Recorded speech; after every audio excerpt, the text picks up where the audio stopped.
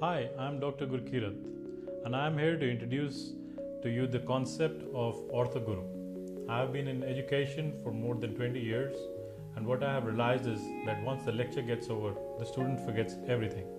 If not everything, he does try to recollect something, but it is not enough for him to learn. And with this concept, we started this project where these lectures will be available to you all throughout on the net whenever you feel like getting and seeing them.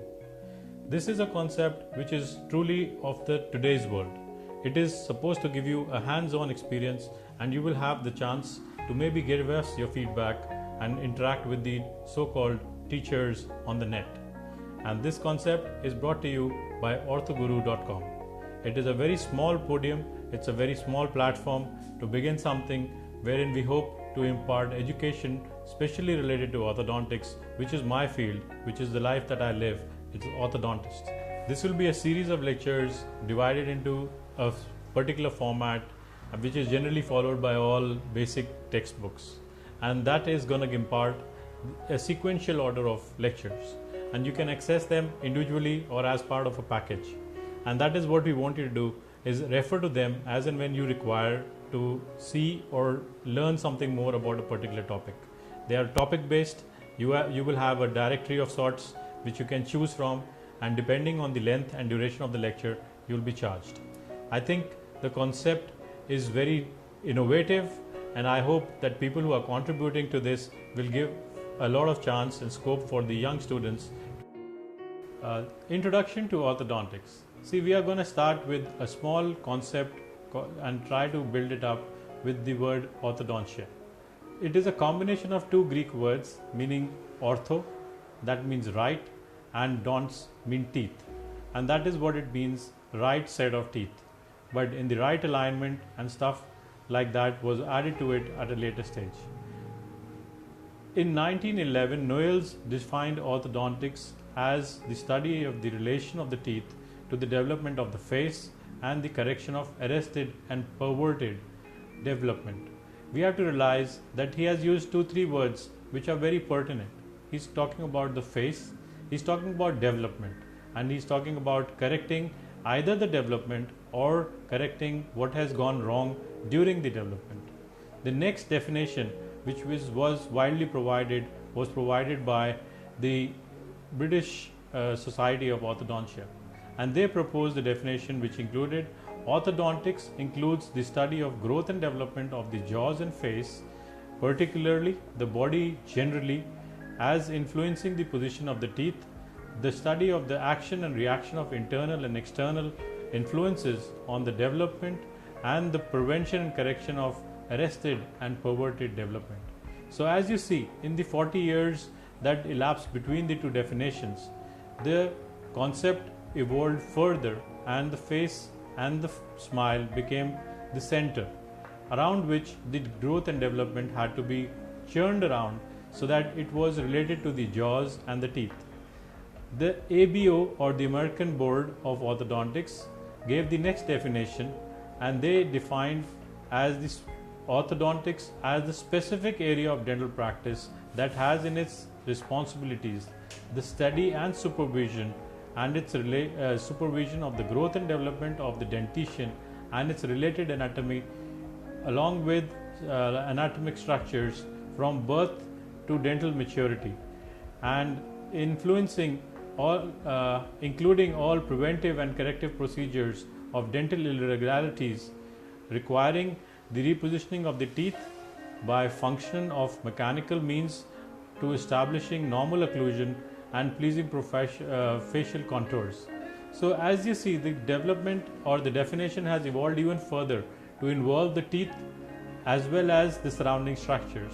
So the emphasis is also on contour, in trying to prevent, in trying to study, and also to notice that things should not go wrong during the initial phases, and when things are at a mature stage, they should be further developed and it should look as if it is normal, natural and harmonious to the face as well as to the smile.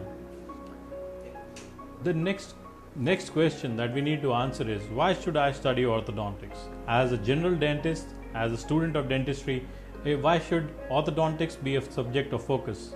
Well, my dear friends, it is very important that unless the general dentist realizes at what stage the patient needs to be referred to an orthodontist or at what stage a preventive measure has to be instituted, I don't think that you have the right knowledge or the capability to treat orthodontic cases.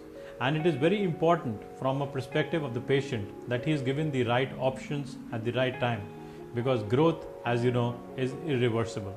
So it might not be the best thing for a general dentist not to study orthodontics in a greater detail. It is not that we are wanting you to do orthodontics, but we definitely want you to benefit the patient in the long run by diagnosing him at the right time, at the right age, and referring him for whatever treatment is required, orthodontic or otherwise, at that particular person requires at that stage of time. There are a lot of problems that are generally associated with growth. Today children have a wide range of exposure, from internet to television to the phones and to the digital world. The world has become really small, and they get influenced by their peer group more than their parents, and they trust also the judgment of their peers. So it is very important that before the child is teased for a malocclusion or a malalignment of his teeth, it is better to prevent psychological problems, that he has the guidance and the attitude which is required by diagnosing him right and sending him to the consultant as desired. So basically there are three branches of orthodontia, that is preventive, interceptive and corrective. The preventive orthodontics basically deals with prevention of malocclusion and diagnosing it at what is normal for that particular age. Preventive orthodontics, as the name implies, is the action taken to preserve the integrity of what appears to be normal at occlusion at that particular specific period of time. And this is, my dear friends, why the study of growth and development is so very important. Unless you know what is normal for a particular age, you cannot diagnose, and thus you are not able to prevent if something is actually going wrong for a patient. Interceptive orthodontics is that phase of the science and art of orthodontia which is employed to recognize and eliminate potential irregularities and malpositions in the developing dentofacial complex. So one was prevention and the other one is interception. Now we know that things are going wrong, so what are we going to do about it? Are we just going to sit tight and let them become worse, or do we want to help the child in the manner so that he does not get into any psychological problems, he doesn't have any behavioral problems, he doesn't have any speech related problems, and these by the word interception can be controlled, or the irregularities that are developing in that occlusion can be controlled if we are able to actually go ahead and intercept the developing problem. So this is the phase of orthodontics that is extremely important, and at times lesser strain has been provided on this. The corrective orthodontics recognizes the problem exists and definitely tries to correct it. Now there are lots of ways and means of going about correcting malocclusion, but you have to realize that growth is at the fag end post the teen years, and you have very limited scope of doing something related to growth after this particular age group. So it is very important that we are able to diagnose these things right. And so to recapitulate, I would suggest that there are three branches of orthodontia: the preventive, the interceptive and the corrective.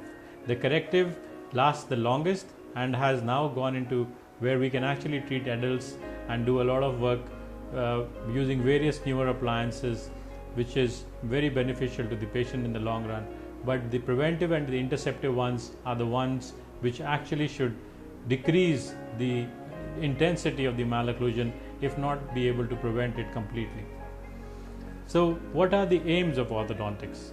Jackson was the person who summarized these aims, and he divided them into functional efficiency, structural balance and aesthetic harmony. These are now famous as the Jackson's triad, or the aims of orthodontics. So functional efficiency, structural balance and aesthetic harmony. So what do we mean by functional efficiency? The teeth, along with their surrounding structures, are required to perform certain important functions. The orthodontic treatment should not only increase the efficiency of the functions performed, but should have a harmony around them. And this functional efficiency requires that all teeth be able to chew, to masticate food to the best order, and of course they should look aesthetic. The structural balance is the treatment should maintain the integrity or the balance between the structures, that might be hard tissue or soft tissue, the muscles or the bones or even the joint, and the correction of one should not actually be detrimental to the health of the other. What it generally means is that you should not actually do something like trying to get the best smile. It should not happen that the best smile or the broader smile actually goes beyond the realms of biology and actually hampers the periodontium in certain manner, thereby harming the gums, or in trying to get a better occlusion. It should not happen that the joint is in some way damaged and it is not able to do its function. So that is very important. And last but not the least is the aesthetic harmony. Please realize that majority of your patients actually come to you for aesthetics, because malaligned teeth or protruding teeth actually do not give the best smile that a patient would be expecting. But this is not the sole reason for doing. Do not try to forget that you have the structural balance and the functional efficiency to deal with along with this. So like you have a good Rolex watch which goes hand in hand, that is how the three structures should go hand in hand: the aesthetics, the muscles and the bones. So it is very important that you get all three of them right, and the Jackson stride should be the aim of orthodontic treatment.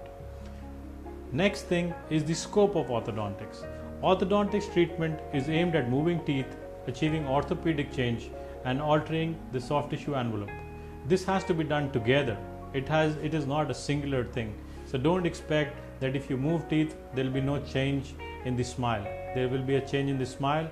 If you move jaws, there will be change in the jaws as well as the musculature, and it will affect the TMJ or the joints that are involved in this. So basically, what are we capable of? We are capable of changing profiles. We are capable of giving you better smiles. So what is an orthodontist capable of? Generally, an orthodontist is required to come into the picture to change a smile. It might be protruding teeth, it might be the profile that has gone wrong because of this protrusion, and an orthodontist gets either the teeth back, and it can be taken back, or the lower jaw can be brought forward depending on the kind of condition that you have. It is usually also the alignment of the teeth that he is required to correct. These are certain small things that routinely orthodontist is associated with. But what else is he capable of to a general dentist is that he is also able to create space. He is able to redraw the space lines and redraw the map of the teeth inside the oral cavity. He is able to upright certain teeth. He is able to align teeth, of course, and he is also able to help in aligning of the jaws. So when we say recreate space, this might be space which has been lost due to a loss of a extraction or avulsion of a particular tooth traumatically or due to some pathology, and then the space gets lost when the adjacent teeth come in, and these teeth can regain the space. It can regain the area that is coming. Generally, sometimes when you have an avulsion or a tooth is lost because of a pathology or trauma, over a period of time, if this space is not maintained, you have teeth which are bending into that space, and this space gets decreased. As and when the child or the person becomes conscious of this, as a dentist, you are expected to replace the tooth that has been lost. Unfortunately, since there is a lack of space, or there might be spacing that is created by the adjacent teeth tipping in, this ideal size tooth cannot be replaced. So an orthodontist is quite capable of redrawing the space mask and putting in enough space or creating that space by ways of orthodontic means or mechanical devices which can help recreate that space. The parallelism of the roots is essential in today's world where implants are placed on a daily basis. So it is very important the role that orthodontist plays in recreating that space. The next thing that he can actually do is, in case there is a lack of or there is spacing within the teeth, we can adjust the teeth so that there is enough space, or the space can be equally divided so that the proportions of these teeth that are built up at a later stage look natural and more pleasing to the aesthetic eye. The other thing that you would realize is that uprightening of teeth is sometimes required because of long drawn extractions or extractions that have been done much earlier, which causes the teeth to again tip. The uprightening of teeth is a very major factor, and this is very important, specifically where you have impacted teeth which have caused or led to a root canal treatment in the sevens, specifically lower sevens. And that is where the third molar can be uprighted, or if the seven has been badly carious and cannot be restored, it can be very easily extracted. And the impacted eights are the ones that are usually can be used for this. This helps not only in gaining space in other means, but it also helps in achieving the kind of alignment or number of teeth remain the same once the replacement has been prosthetically.